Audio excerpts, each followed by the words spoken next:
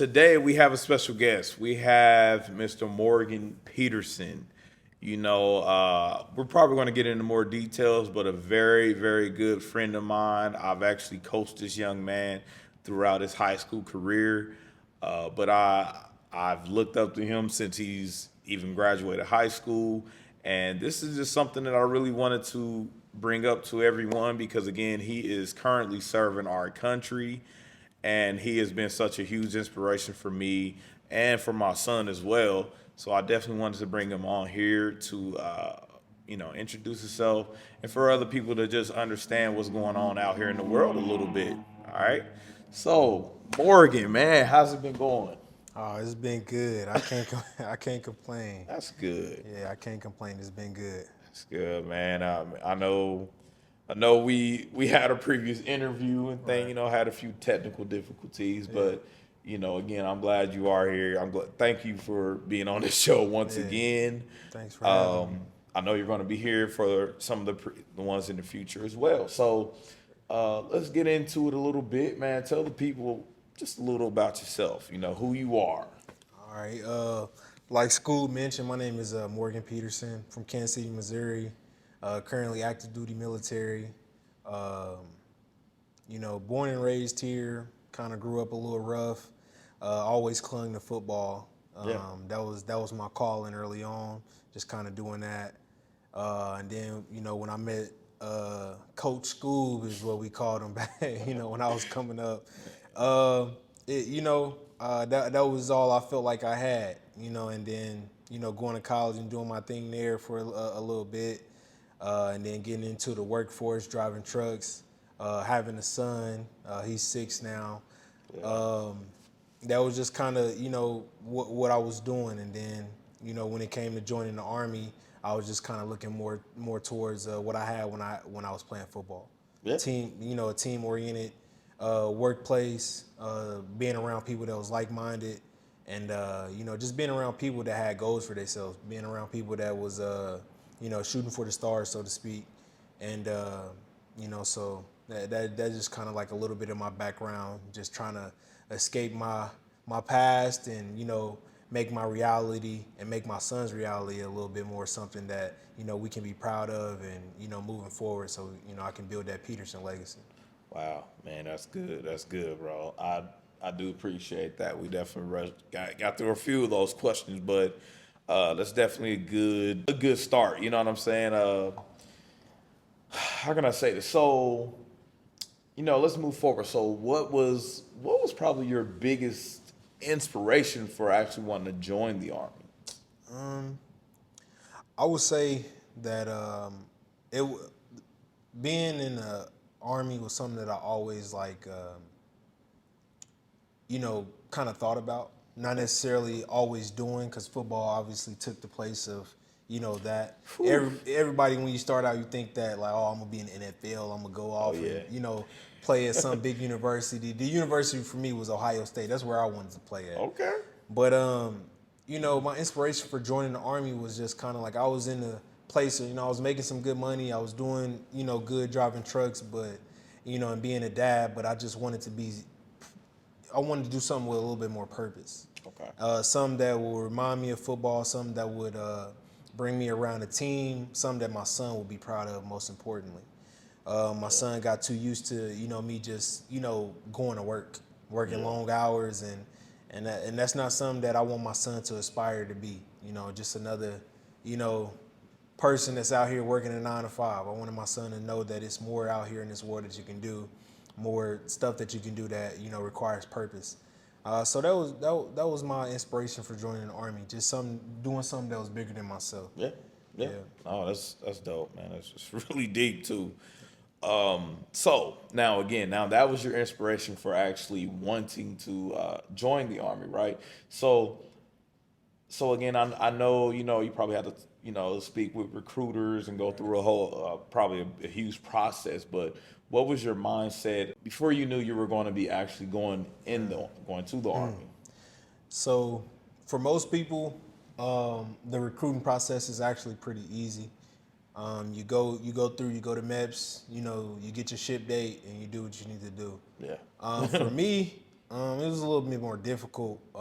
Coming up with a troubled past, you know what I'm saying, and just trying to make my way. I want to say the year that I enlisted, it was January when I went to go talk to the recruiter, and it was September when I shipped out. That's pretty. Wow. That's pretty a big gap in Yeah. between talking to the recruiter for the first time and actually shipping out. So it was a little tough for me. Initially, when I first went, you know what I'm saying, I was excited. You know what I'm saying? I was ready to go. I knew that's what I was gonna do.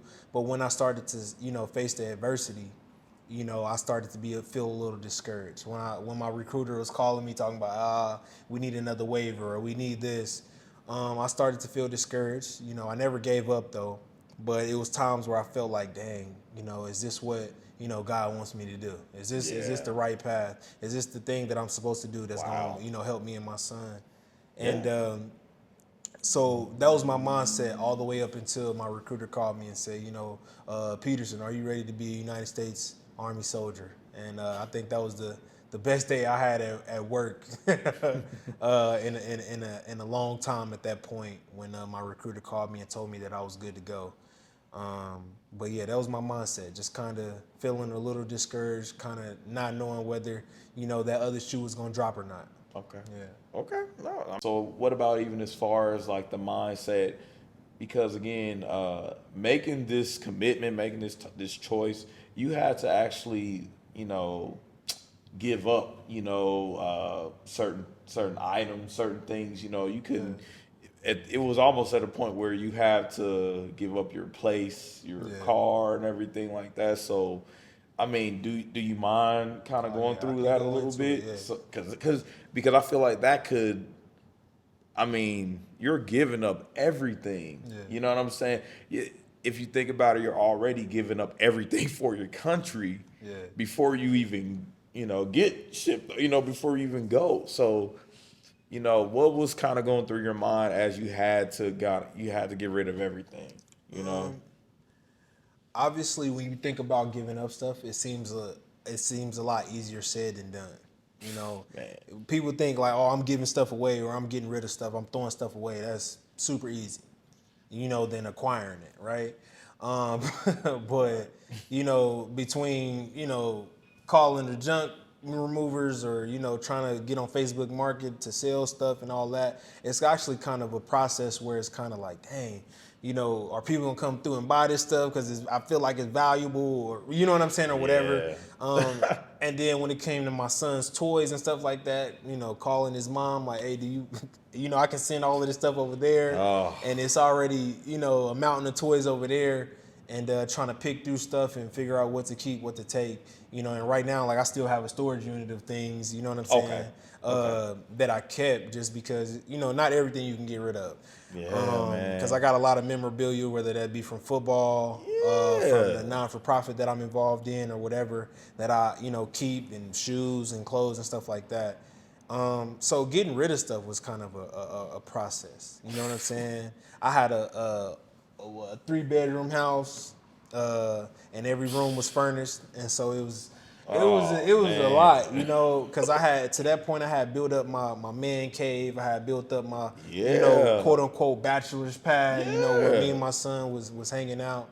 And I didn't hold a lot of sentimental value to the things that I had other than, my shoes and stuff like that. Man, But it was just more, I bit off a little bit more than I can chew at the moment than I thought it would be. And I think that any person would think that it would be when you're trying to join the Army, you're trying to get rid of a car, you're trying to get rid of, furniture and stuff like that. Wow, So that was a process, making sure I had extra money for that. And my mindset throughout that was just, I don't know, just trying to, trying to be the best salesman that I could be. Right, you know what I'm saying? So that I get- can get rid of some of this stuff. You got to get rid of some of the, like you said, some of the most memorable stuff, or it still holds value, and you don't want to get rid of it.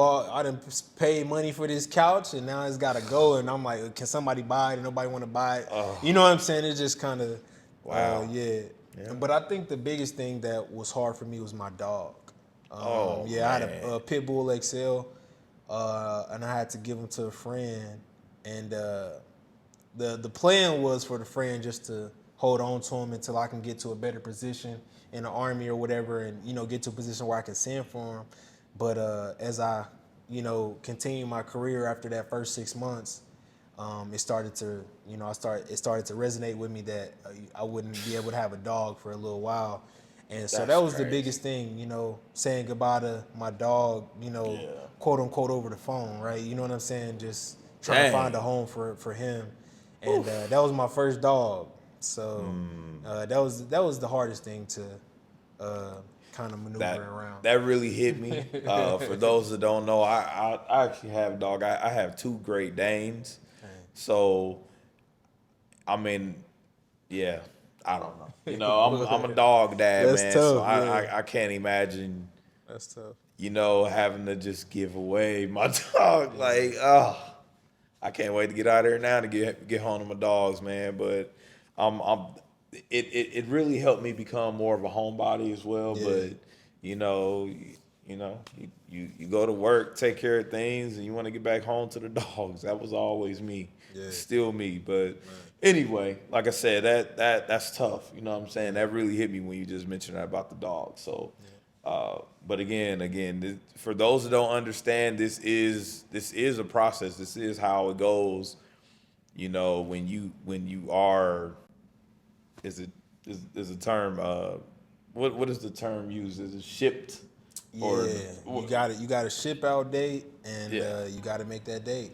So, what is your mindset?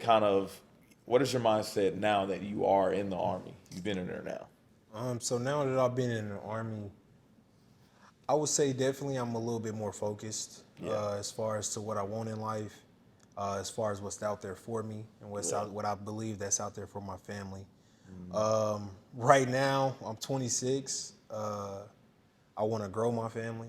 I want Yeah. to be married. Okay. And so my mindset right now is just more so just, you know, laying foundation so that I can accomplish the things that I want to accomplish. Yeah. Whether that be being married, whether that be, going after career paths that I want, when I leave the Army, stuff like that. So my mindset is definitely more focused, definitely more family oriented than it was before I left.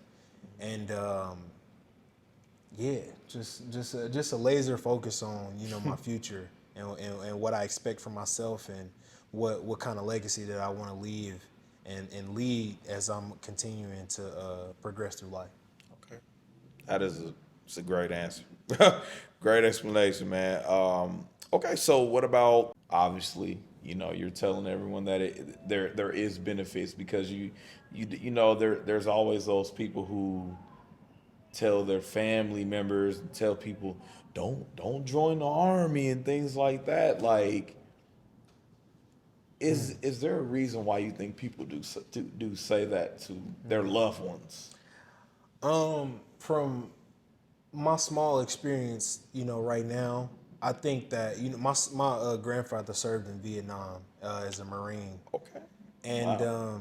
I think that comes from that era, where it was a draft, where people was Yeah. getting drafted to be an infantry or in the Marines it's called an O3, and you infantry, you know what I'm saying, and you a grunt, and you fighting for, in most communities for a system that you feel like is not fighting for you. Yeah. But Yeah. what people don't realize is that when you join the Army, the Navy, whatever, it's regular jobs. So, you can drive a truck in the civilian world, you can drive a truck in the Army. You can, be an engineer in the civilian world, you can be an engineer in the Army, Navy, whatever, right? Yeah. So I think that's what it is. Okay. Like, you know what I mean? It's so much, it's hundreds of jobs that you can do in the military, Yeah. service that can benefit you and your family. You don't have to go and shoot, a gun in, Iraq or whatever like that to be a service man or woman and fight for your country in ways that most people can't. Okay. No, that's well said, man. Well said because people say that you hear it all, you hear it here and there, but I'm still not for sure if it's people who have been in there or maybe they've been deployed. I don't know. Who knows the reasons, but I do feel like most people don't give an accurate reason why, you don't want your loved one to be in the army, because I feel like most people just think if you join the army, you're going to get killed. Yep. You know what I'm saying? And now, yes, at the end of the day, you are fighting for your country. Yeah. You never know, like I said, when it comes to duties or jobs, like you mentioned, you never know. I mean, you might be a truck driver in Iraq, or you might do something. True. Yeah. It still could get to that point, but far fetched. You know what I'm saying? Yeah. That's not really the case. All the time. So, uh, but thank you for giving that insight, because again, I think a lot of people who, I actually have a nephew. You know what I'm saying? He is 19 right now, but he actually was thinking about joining the army. Now, me not knowing anything about the army, he is I mean, he's probably about 6. I'll give you his description. He's probably about 6'4", Okay. but he's probably good like 320, Yeah. 330. You know what I'm saying? Okay. He's you know, but again, me not knowing anything about any of this, you know what I'm saying? Only thing I could really suggest to him, because again, I'm a coach, is like, well, I think you just need to focus on getting in shape, lose, shred. Yeah. It's, I'm sure at the end of the day, everyone's seen enough, army movies, Right. military movies, to where you have to get in shape, Yeah. or you probably might not even make it. Yeah. So So the big thing now is that it's a thing called fat camp for the army. okay.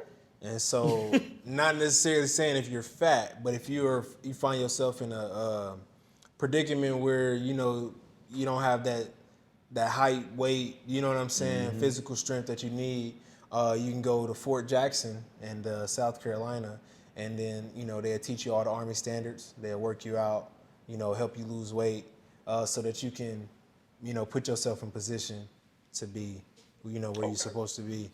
But I would just say, like you said, me playing football, whatever, get in shape. If the Army or any armed service that you want to be a part of, get yourself in shape. It's a mindset thing. You know what I'm saying? Go out and go for a jog.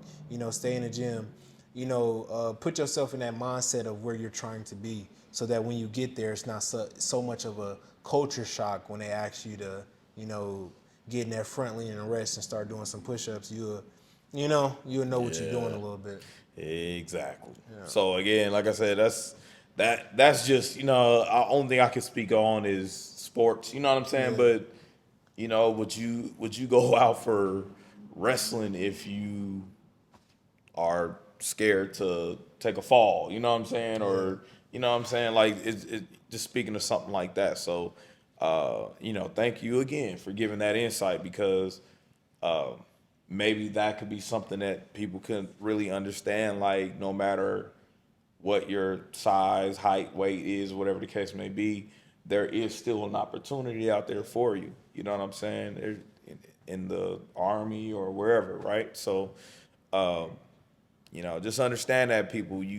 There's something out there for everyone. You know what I'm saying? There's different type of camps and things like that can still get you, up there. All right, man. So the last thing, all right. Now this is all on you, but the last thing. So, what would you like to share with the world? You know what I'm saying? Or we can say the U.S., but what would you like to share with the world, as far as it can be as far as like how would you want to make the country better, or family, just what would you like to share with the world now that you've been in the army for a while now? So what is something that you would like to tell the world? For me, I would say that, especially growing up in the community that I grew up in, a little underprivileged, and trying to figure it out, family is important. Telling your loved ones you love them, speaking life to the kids that you have, speaking life into your little brother, your little sister, whatever you got going on. I think that's the most important. That nuclear family. Mom, father. Having those kids and doing what you need to do, And also, prioritizing work ethic. Everybody's talented at something, but often, our talents become overlooked because we're not willing to work hard. And to touch on something that what our head coach used to say, what we put on the shirt, I don't know who that came from, maybe from him. I don't know where the quote came from, but hard work beats talent when talent doesn't work hard. Yes. I think that's I'm gonna always remember that. It's some things that I'm good at and some things that I'm not. But when you got a family behind you, got a support system behind you, and you're working hard, man, you can do anything in this world, no matter how hard it is, no matter what obstacles may stand in your way. And so that'll be my message to the world is, just doing what it takes to be great. Be 1% better every day, because every day is a great day to be great, and every day is the opportunity to be 1% better than you was the day before. Wow. Wow, man. Well said. Well said, man. Well, again, Morgan Peterson, we do appreciate you coming in. Definitely, me, I've always loved to have you back whenever you are back in town. Again, trust me, there's going to be a young person, even though my daughter's in the background now, there's going to be someone who the message that you're giving out is really going to click in someone's head. Yeah. So regardless if it's 1 or 100 people, you're going to reach someone, you know what I'm saying, with this message right here. So again, man, I do appreciate you taking your time out, because again, this is the time where you could be with your family.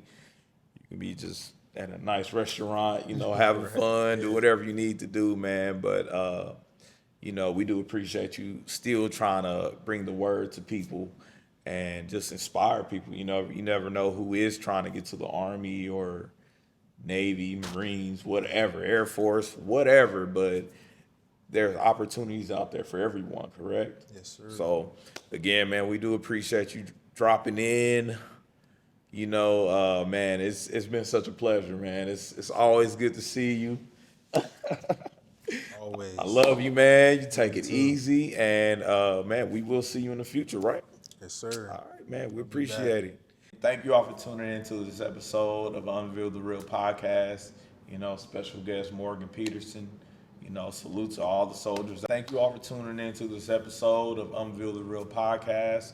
Right here, special guest Morgan Peterson in the Army. We do appreciate everything that he's doing for our country, and we also appreciate everyone that is in service doing their duties to serve our country as well. We do appreciate you all tuning into this episode. Please like, comment, and subscribe, and we'll see you at the next one. We out. I don't go nowhere without my scrap. Can't be the trap till the work gets sold. Can't go home if the money ain't right. Got bop now, y'all something ain't right. You my kind, don't fuck with the mice. Can't shout with shit, the number ain't right. Try one of mine, they gon' take your life. Nothing to prove, I done earned my stripes.